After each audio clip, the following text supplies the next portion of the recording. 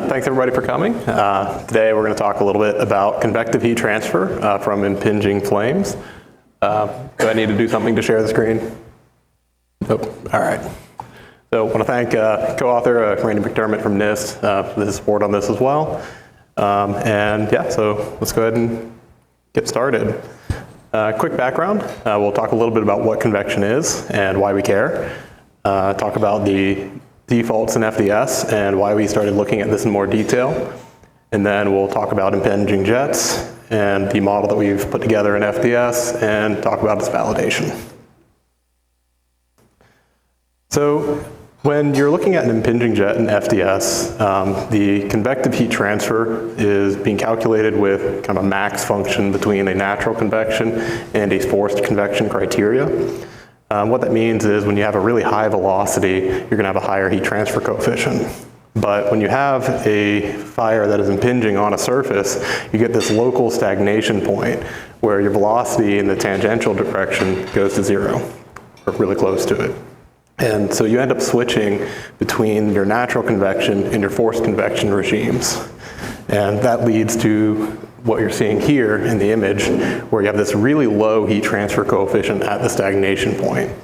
But that's not really what you see when you look in the literature for these types of scenarios. And so we wanted to look into how we could, I'm hearing some feedback. Are you guys? Okay. So we wanted to look into how we could implement an impinging jet type relationship in FDS so that we would get behavior that's more in line with what you see in experiments. So at a fundamental level, convection is conduction between some air and a fluid with the solid surface. So you have this boundary layer where you're looking at the velocity and the temperature development away from the wall to the free stream. But we aren't typically resolving the boundary layer in our CFD simulations because you need really fine resolution for that. So we have wall functions that are used in some form or fashion to estimate what that relationship is for the temperature and velocity through that boundary layer. When you look at Newton's law of cooling, this is where we say, okay, I'm just going to calculate what the heat transfer is based on some heat transfer coefficient H and a delta T from the surface and the free stream. And so we're embedding all of the complexity of that boundary layer development into that H calculation.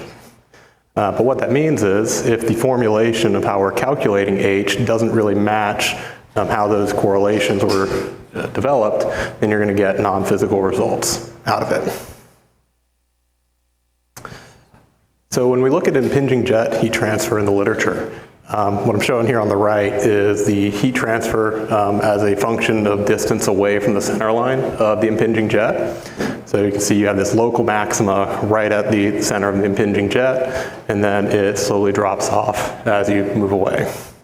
And you see the kind of boundary layer development on the left where you have this kind of necking right near the surface where you have the jet impinging, and then you have this growth of the boundary layer as you move further away from the impinging point.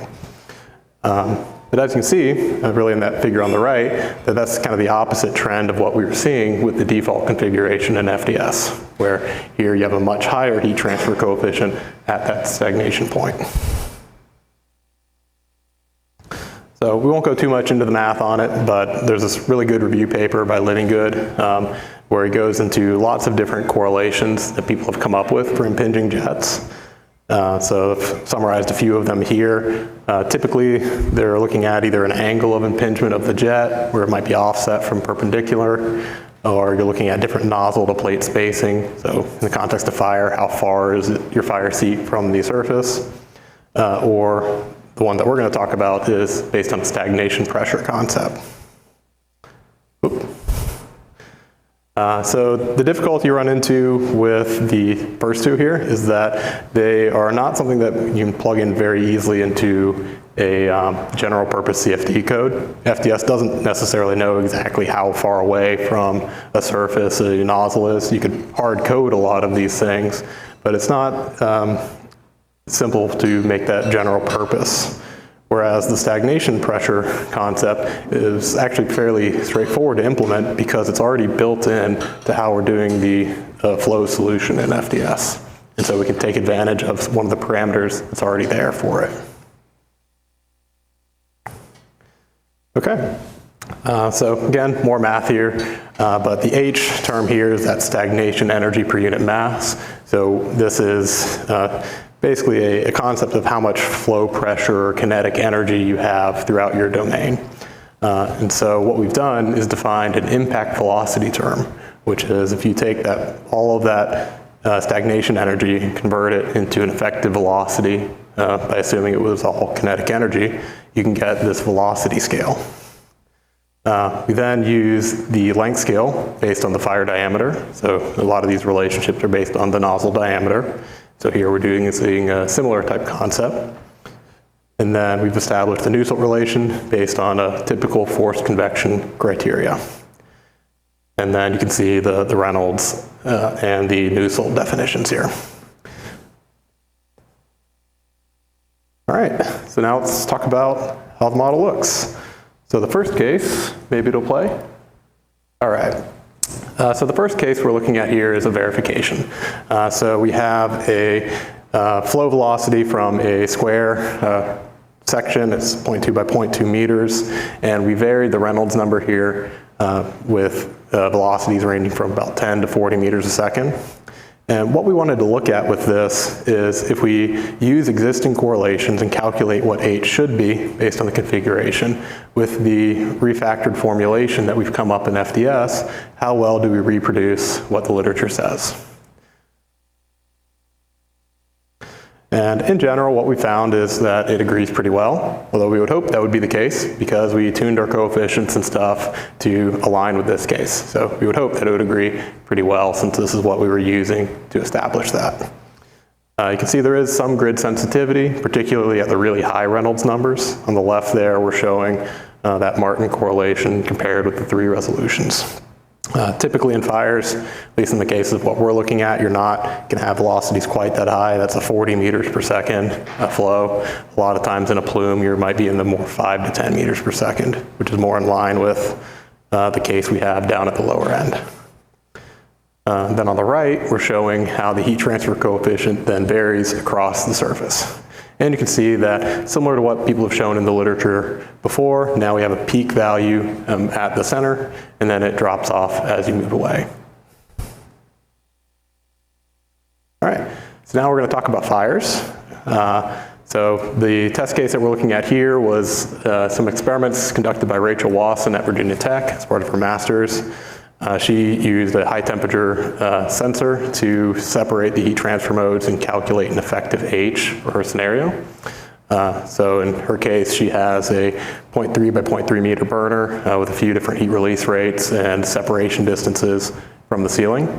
And then she used those to see how H varied across a range of scenarios. And so you can see in the table here the different scenarios and measurements that she had. In this slide, we're showing a comparison between the default FDS, which is on the left, which I kind of started the talk off with, and on the right, what we get with the impinging jet model.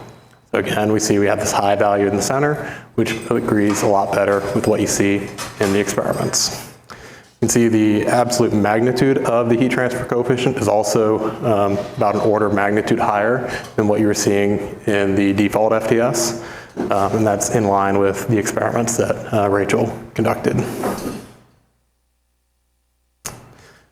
So I think this slide really tells us or demonstrates why we care about this and how much of a difference this model makes. So if you haven't seen these plots before, you see something like this in the FDS validation guide. On the x-axis, we're showing the measured heat transfer coefficient. And then on the y-axis, we're showing the predicted value using our model. So the one-to-one line would mean everything was predicted perfectly and we're happy. And then anything off means there's error in the model. On the left, you can see the FDS default, where for all the different cases that Rachel tested, you don't really see a difference in H. It varies from about 5 to 8 across those cases. But her measurements varied from 10 to 50. On the right-hand side, you can see the H's that we get when we use our updated convective heat transfer model for an impinging jet. So you can see we're much more centered on that 1-to-1 line. Still not perfect. You can see the standard deviation of our error is still about 25%, but our bias factor is a lot closer to 1 than what you saw in the previous one. So the next case that I'm going to show are these wall corner configuration tests that Brian Latimer conducted at Virginia Tech several years ago. If you look at these if you look in the SFPE handbook for ceiling fires, this is one of the studies that all the correlations are based on. What Brian did in this study, he's got a fairly large aspect ratio burner that's along this back wall, and he varied the height between the top of the burner and the ceiling, and then had Schmidt-Bolter gauges to measure heat flux along the ceiling, as well as gas phase thermocouples. We're not comparing directly with H here, since he didn't try and decompose it into H, so we'll be comparing with the heat flux measurements. You can see he tested with a large range of heat release rates. Rachel had only tested about 50 to 90 kilowatts, whereas Brian went from about 100 up to 400, so a little bit wider range there.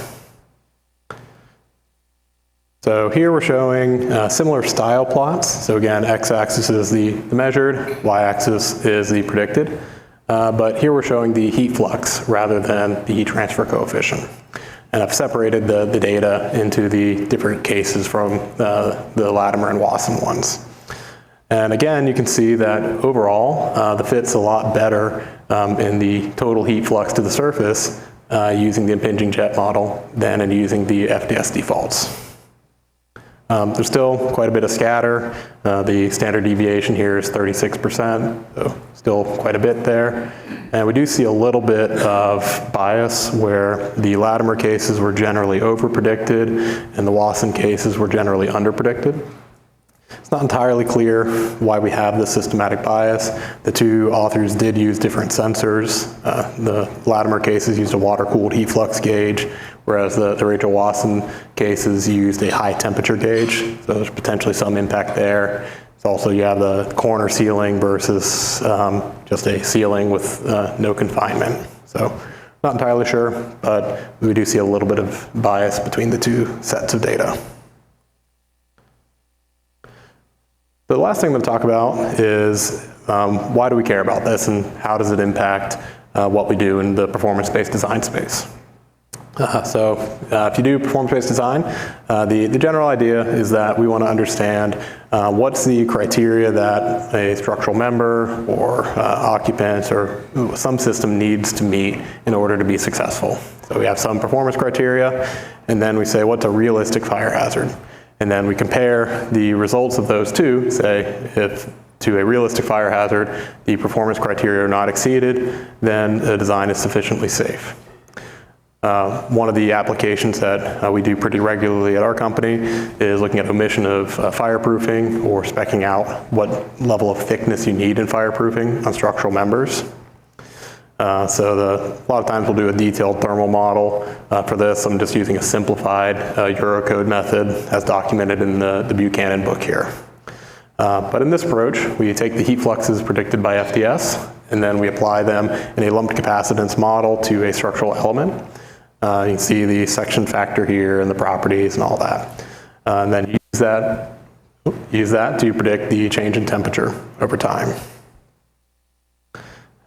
So that might be a little small for you, but what we're showing on the right here is the section temperature predicted for each of the Latimer 8 cases. If you're using the default FDS correlation for the impinging jet versus if you're using our new impinging jet correlation. And you can see it doesn't make a huge difference in terms of the absolute change in temperature. It's usually on the order of about 50 to 100 C in terms of the steady state temperature reached. But in particular, if we zoom in and look at the first two cases at the top, in those cases, if you use the FDS default convection relation, your design would not fail your performance criteria. So you'd say that it would be okay to omit fireproofing. But if you use our impinging jet model, which provides a more accurate picture of the heat flux, it indicates that you do need fireproofing. And so that indicates that if you're not considering the impact of an impinging jet in this type of an analysis, that you're potentially non-conservative, and that can potentially be unsafe in these types of designs. So just to conclude, some closing thoughts on this. This is definitely still an area of new research. We know that there's some uncertainties associated with the different test series that we're doing. We need to be expanding our validation basis even more to better understand this. But we've identified that there is a potential problem with how we're doing things as an industry right now. And so we wanted to present to the community so that the community is aware of this and can consider using this model going forward in these types of analyses. Because we want to make sure that we're providing realistic but conservative answers when we're doing this performance-based design. I want to thank again Randy McDermott and my co-author here and NIST for their support on the work that we're doing in this area.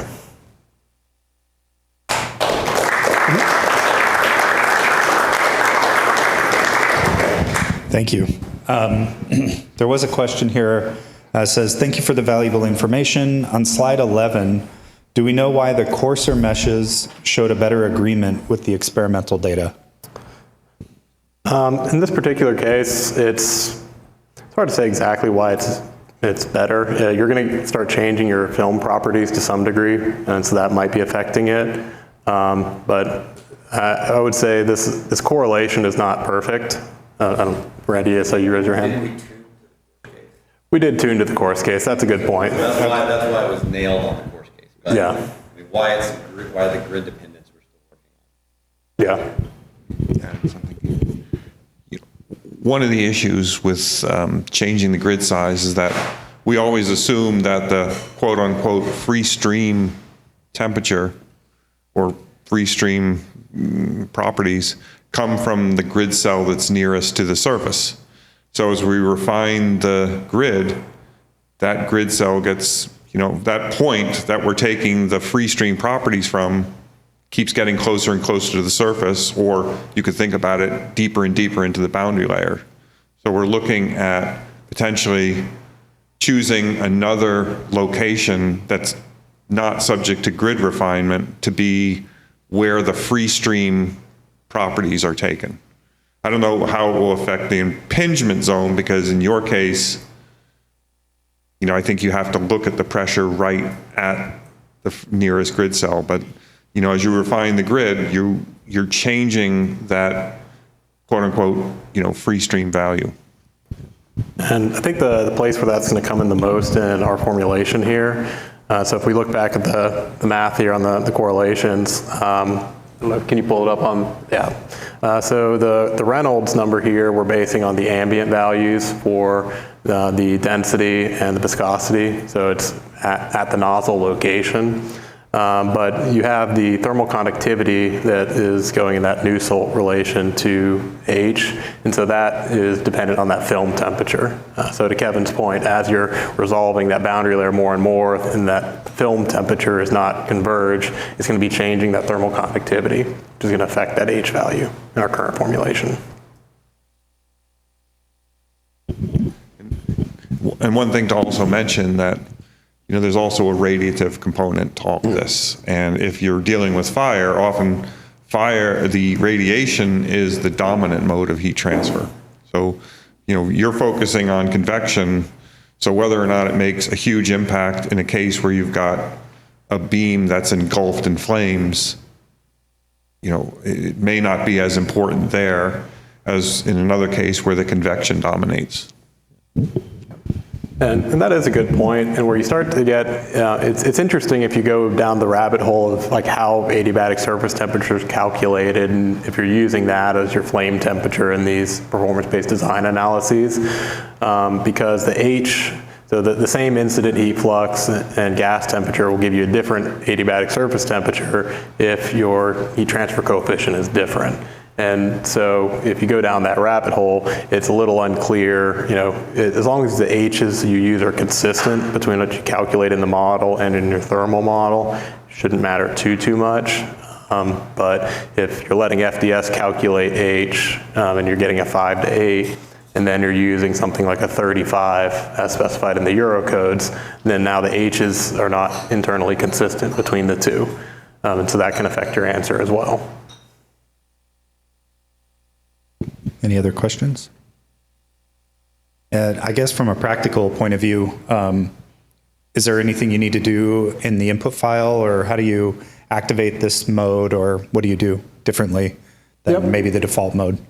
So right now it's, you have to declare that you want it turned on. And so there's I think it's impinging, it's convective mode on or something. We have to look at it.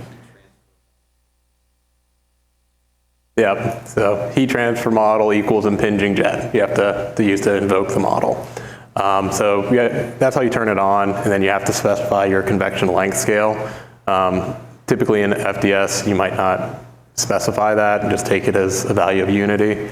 But all of our validation is based on using a fire diameter for that. So you do want to make sure that you're specifying what that is.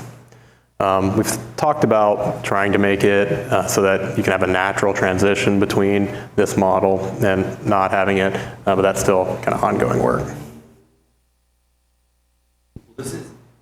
Randy? I was just going to say that, it is combined with the other forced and natural convection correlations. So the same way we take the max, between natural and forced, when you implement this model, it's now just taking the max between those three. And so if one of the other correlations happens to give you a higher heat transfer coefficient than that, then it would use that. Yep, so they are all still active, and so if you turn the model on and you're using it, you will get those higher values, where you might want to consider when to use it, or maybe using a different surface definition between the two. The impinging jet model with that stagnation energy does stay at a much higher value than the forced convection. We haven't really seen it converge off as you get further away yet. So you might still be at like a 25 further away from the jet. And it's still an open question of if that's a reasonable value for those scenarios. Sorry, just maybe one more practical note. If you put a boundary file of like heat transfer coefficient and you see a hole like this above your plume, it's a good bet that that hole is not physical.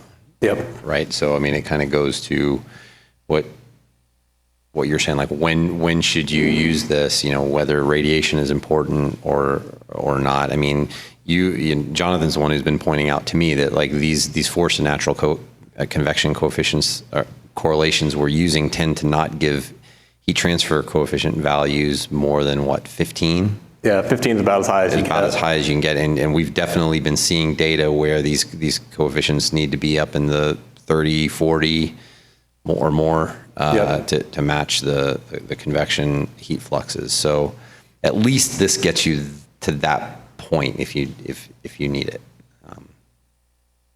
We haven't figured out a way to completely automate it yet, which is why it's an option. But